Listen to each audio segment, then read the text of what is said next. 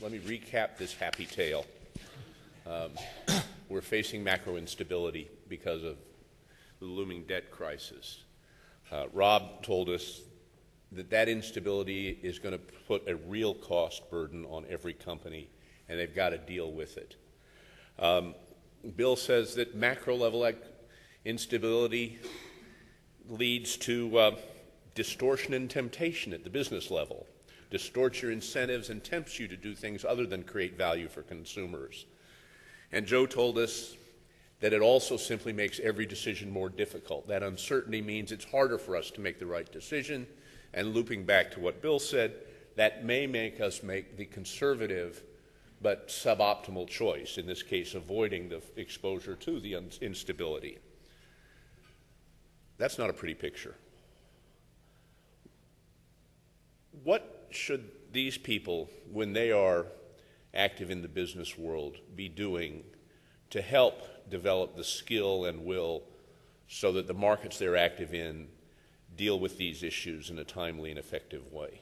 What is the role for business leaders in helping address these problems? Rob? I can tell you what this businessman did. This businessman, with Charlie Kolb, set up something called the Invest in Kids Working Group. And the reason he did it is that after his own experience of 15, 16, 17 years traveling in the world, finance ministries, central banks, and all the major centers of the world, it was very clear to me that the number one thing that makes economies grow is human capital. And if in a crisis, a society is actually focused on human capital, you maximize the ability of the society to maintain cohesion, social cohesion. If you don't have it, you haven't got anything. You've got grease. You've got grease. Okay? So that's the first thing. Business leaders have to understand that their number one job is managing people. Every CEO is first a human resources manager. So you've got to be focused on human resources in your company, and you've got to be focused on the human resources of the country. And you've got to be focused on human resources from the standpoint of beginning to end Six Sigma process.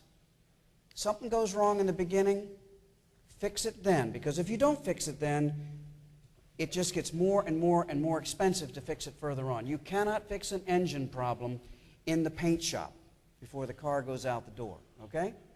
All right. Human capital is a Six Sigma process. It's the number one priority of CEOs. That's what your priority has to be. And it's both a corporate priority and a national or societal priority. As far as this case is concerned, what do you do as a CEO? What's very interesting about the case is that it's written as if there is absolutely zero probability of a problem, of a macroeconomic or stability problem. In this sense, it's breathtakingly naive. Breathtakingly naive.